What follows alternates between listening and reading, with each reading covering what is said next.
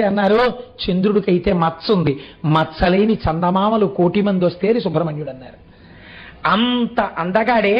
అందగాడైనటువంటి ఆ సుబ్రహ్మణ్యుడికి భార్యగా ఎవరవుతారో తెలుసా? వల్లి భార్య అవుతుంది.